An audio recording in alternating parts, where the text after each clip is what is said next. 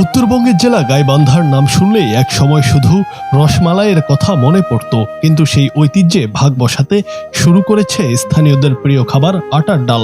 গ্রামীণ উৎসব কিংবা শোকের অনুষ্ঠানের গণ্ডি পেরিয়ে এই সুস্বাদু খাবারটি এখন জায়গা করে নিয়েছে শহরের অভিজাত রেস্তোরাঁ ও সামাজিক অনুষ্ঠানে।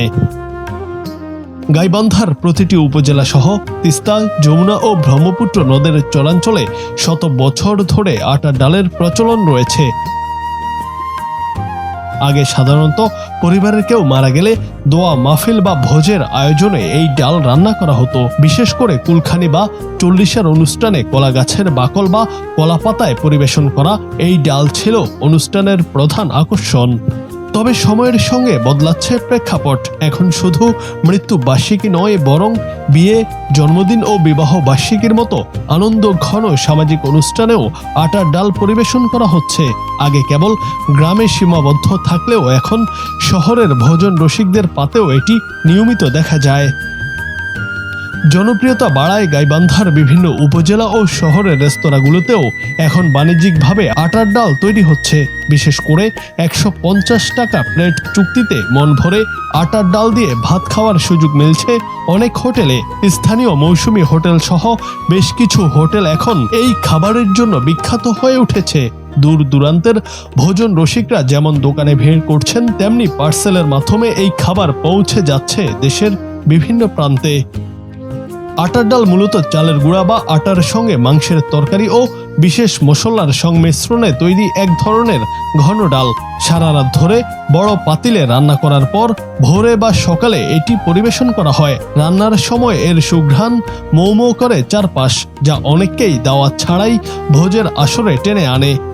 মানে ভাঙানো হয়, ভাঙে তারপরে রান্না করা হয় গরু মাংস দিয়ে।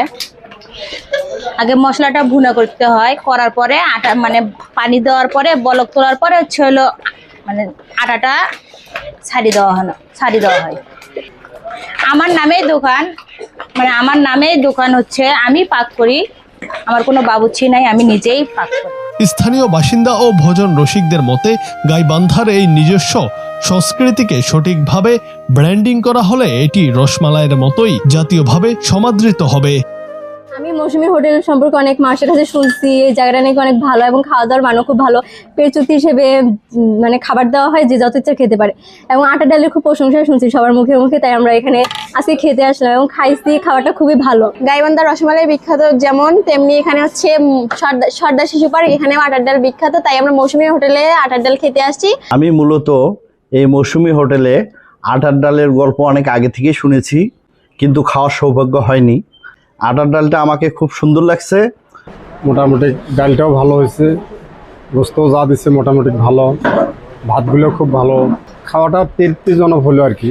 ১৫০ টাকার মধ্যে খুব তৃপ্তিজনক হলো আর কি। অন্য কোনো হোটেলে এরকম হয় না আর কি, ১৫০ দিয়েও এরকম হবে না। বিয়েতে এই জায়গা খাওয়া দাওয়াই হয় না ভাই। আটার ডাল খুবই ভালো আছে, খুবই পরিষ্কার আছে, দোকানপাটি হাবি যাবি, লোকজনও ভালো।